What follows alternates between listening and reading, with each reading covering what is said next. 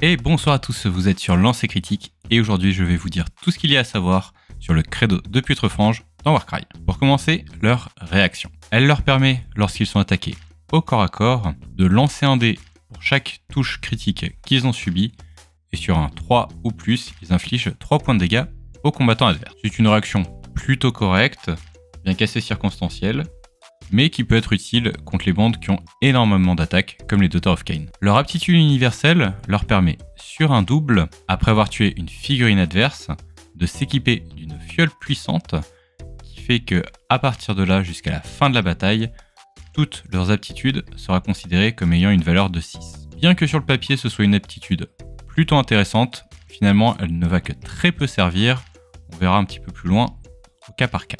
En unité sacrifiable, on a les Marigueux proscrits. Nous en avons deux modèles différents. Celui avec lance et bouclier qui a un petit peu plus d'endurance et une portée accrue. Et celle avec deux armes qui va gagner plus d'attaque. Ils disposent d'une aptitude sur un double qui leur permet d'infliger quelques dégâts à une figurine adverse à 6 pouces. Et qui en plus, sur un 6, peut leur réduire définitivement leur endurance pour le reste de la bataille de 1. C'est une aptitude finalement pas très intéressante en tant que soi, mais ça peut être une bonne façon d'utiliser vos doubles, surtout en début de partie. En tant qu'unité sacrifiable, ils sont plutôt corrects, leur endurance est moyenne, la version avec deux armes fait de très bons dégâts, ils restent cependant un petit peu chers à mon goût. Ensuite nous avons les charogners. Ils disposent également d'une sarbacane, comme les Marigueux. Ce sont des figurines avec une portée de 2.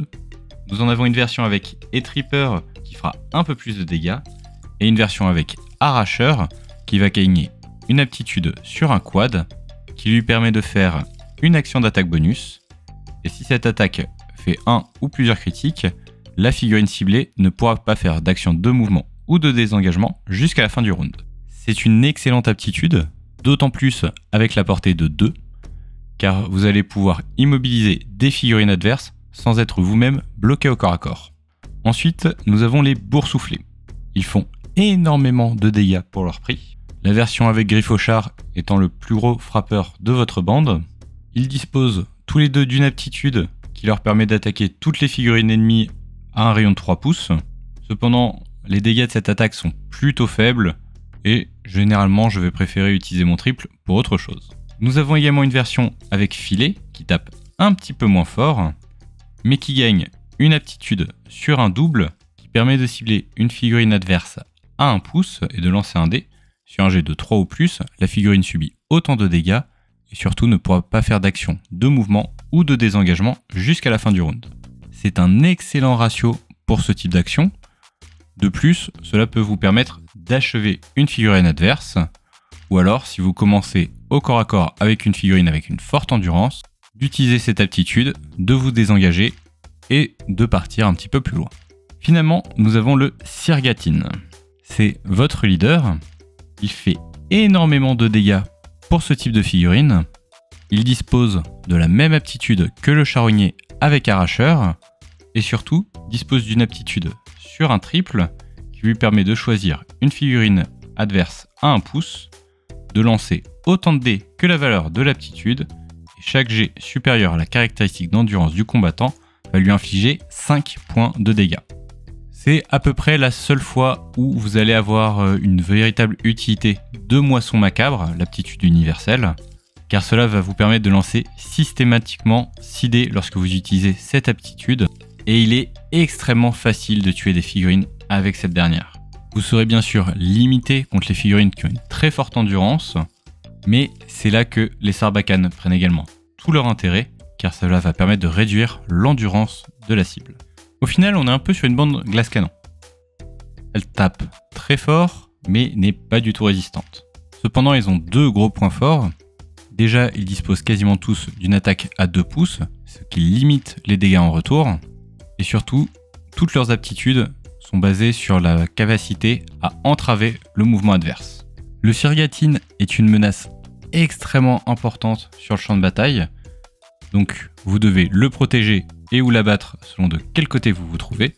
Il faut également particulièrement faire attention aux figurines capables de vous entraver, comme le porteur de filet ou les arracheurs. surtout si vous vous trouvez dans un scénario de ce type trésor. Le plus gros point faible de cette bande reste qu'ils n'ont pas de figurine qui va être capable de se déplacer rapidement, ni de figurine capable d'encaisser de gros dégâts. Voilà quelques idées de bande pour vos putrefanges. La bande boîte de base avec un Sirgatine, un boursouflé avec filet accroché, 2 charogners avec arracheur, 6 marie-jeux proscrits avec arme de bille-poids et 1 avec arme et bouclier. Alors oui, je sais, il vous manquera une figurine de marie-jeux proscrit, mais vous pouvez utiliser à peu près n'importe quelle autre figurine issue de n'importe quelle bande du chaos, ça fera tout aussi bien l'affaire. La bande canne à pêche. 2 Sirgatines, 3 charogners avec arracheur et 4 marie-jeux proscrits avec arme de bille-poids et bouclier. L'intérêt de cette bande va être que toutes vos figurines ont 2 pouces de portée. Et c'est une bande avec laquelle je me suis beaucoup amusé. Vous avez de multiples opportunités d'empêcher l'adversaire de se déplacer normalement. Vous faites de très bons dégâts et vous arrivez relativement bien à mitiger les dégâts en retour avec votre portée accrue. Finalement, la bande tournoi. Je partirai sur un Sirgatine, 2 boursouflés avec filet accroché, 2 marie-jeux proscrits avec arme de bille-poids, 2 avec arme et bouclier, et finalement le bon vieux Sphinx. L'intérêt ici bien sûr est de rajouter le Sphinx qui va vous permettre de gagner la résistance qui vous manque ainsi que le mouvement, compensant les 2 grosses lacunes de cette bande. Et merci à tous de m'avoir suivi pour ce nouvel épisode sur Warcry, merci tout particulièrement à mes tipeurs, et je vous dis à la semaine prochaine pour tout ce qu'il faut savoir sur une autre bande.